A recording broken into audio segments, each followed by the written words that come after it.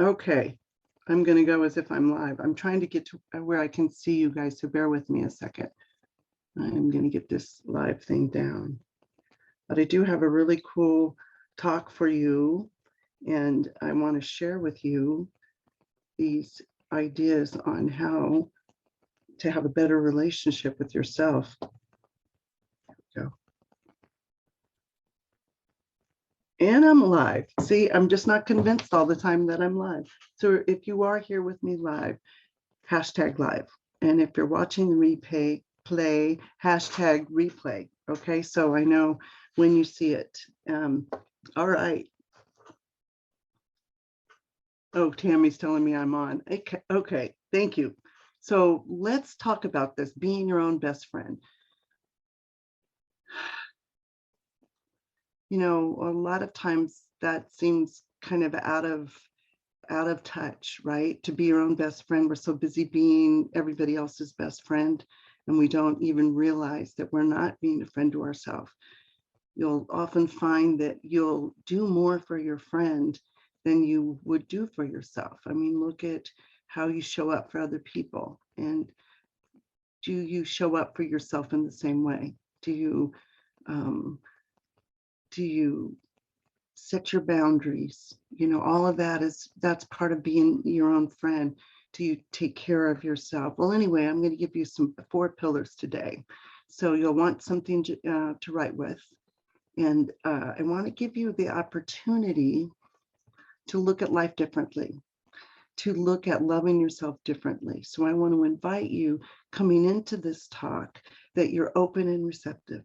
That's who this is for, that you're ready to get in that space of possibility. So let's talk about self-love. You know, we think it's a one thing, a linear thing, you know, self-love, you just self-love. But there's actually parts of it that are interrelated, and that they're crucial elements to self-love, to cultivating a strong sense of self-worth and to have inner harmony. And those things are self-love, self-clarity, self-compassion, and self-care. So let's talk about self-clarity. It's about knowing who you are and understanding your values, goals, your personal strengths and weaknesses. Self-clarity is the ability to take a step back and take an honest look at yourself. Self-clarity is the ability to take a step back and look at the patterns that might be occurring. And it's not about being hard on yourself. It's really just the act of seeing things clearly. I mean, if you had a parent that was abusive, verbally or otherwise, you were told things about yourself. Maybe I'm not enough, or I'm not worthy. Maybe you were abandoned. Maybe people weren't there for you. So you got these stories going on about our, you know, we get these stories going on about ourselves, and those are false identities. Those are false stories. They're not true about who we are now. So self-clarity is letting go of a lot of that. I'm not enough, I'm not lovable, right? Because and understanding that those are a product or a part of the paradigms. You know, and paradigms are things you learn, it's conditioning that you carry forward. So part of self-clarity is the ability to look back and see what's really true. What's really true? What's happening here? How am I showing up? Is it in alignment with what I want? Or do I know what I want? There's some self-clarity. And then giving yourself permission to have what you want, because we so often, you know, we might want something, but underneath our breath, we say, I'll never have that. Notice what's going on, because everything you say and feel and do creates your experience, right? You're actively creating your experience. You might as well actively participate in creating your experience. So number 1 is self-clarity. And like I said, to achieve self-clarity, you've got to be introspective. You got to be able to look at yourself. But when you can develop self-clarity, you can make informed decisions that are aligned with and align your actions with your values and stay true to yourself. So just imagine that. And this ultimately leads to increased self-love. See, they're all interrelated. So self-clarity. Say if that's hitting home, say yes in the chat. Self-clarity. Okay, so the next one is self-compassion. And it's the ability to be gentle with yourself and have understanding when you make a mistake or have setbacks. But it's self-compassion is unconditional positive regard.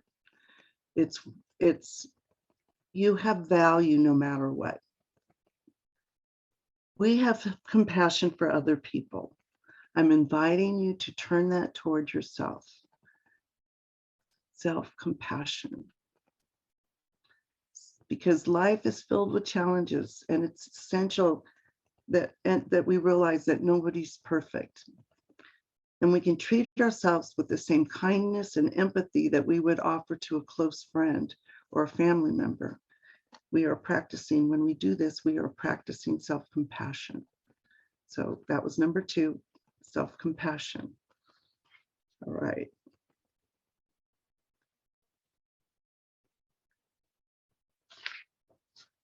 Oh, I want to say about self-compassion, though, is that the other part is not engaging in harsh criticism about yourself.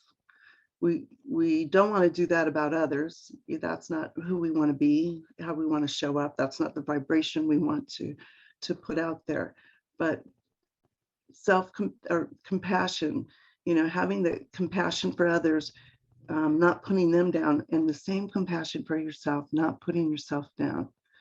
Let's talk a little bit about that. What is that from the 4 agreements? And Don Miguel Ruiz, the be impeccable with your word. Watch what you say, say that your word is your wand, that your word is very powerful. Keep your word. Don't use your word to speak ill of someone else or yourself. So be impeccable with your word. That's a little side note there. So self-compassion, self-love.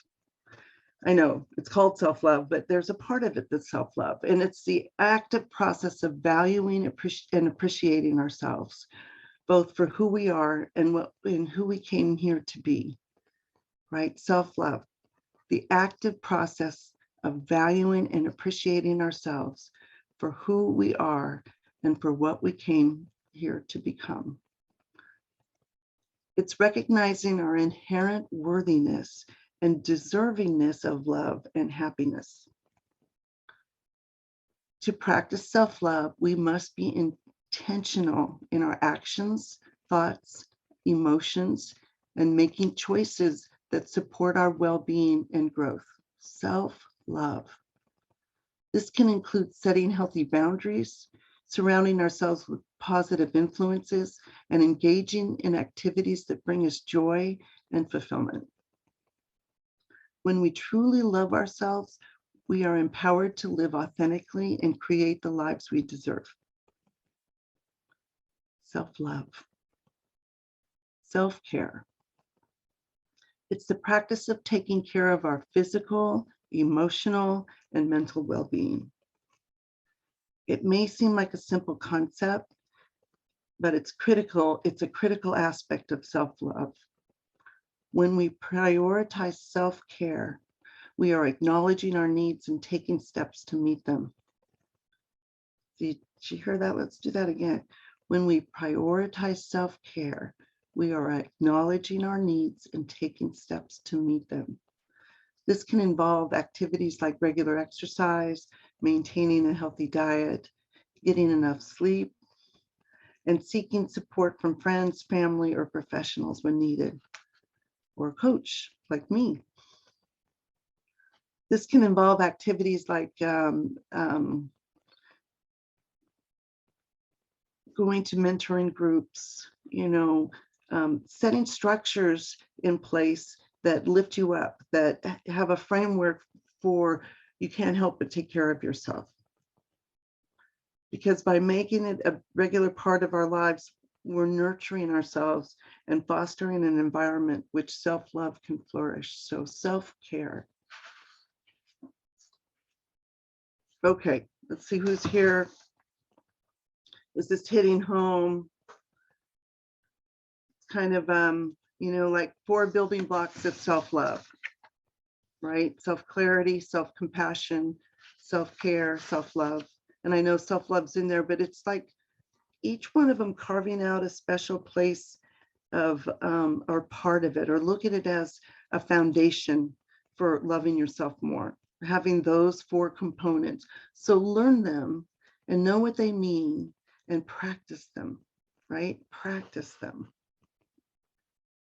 So by understanding and cultivating these 4 pillars, you can create a strong foundation for a fulfilling, authentic, and happy life. And I need some water.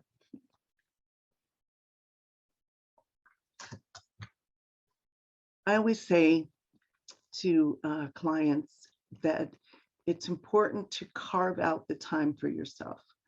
And sometimes it hits home when I say that, to carve it out, right? Because really, if you looked at your big busy schedule, you'd know that it would take you carving it out to make it happen, right? So I'm inviting you to carve out some time for yourself and put these practices into place. Yeah, self-clarity, self-compassion, self-love, self-care. I'd like to also invite you to a one-on-one call if you want to take this deeper. If you have something going on in your life and you want to get some clarity on it, this is the call. So let's see, put ready in the chat and I'll reach out to you and we'll have a conversation that matters. I'm Jeri Cates.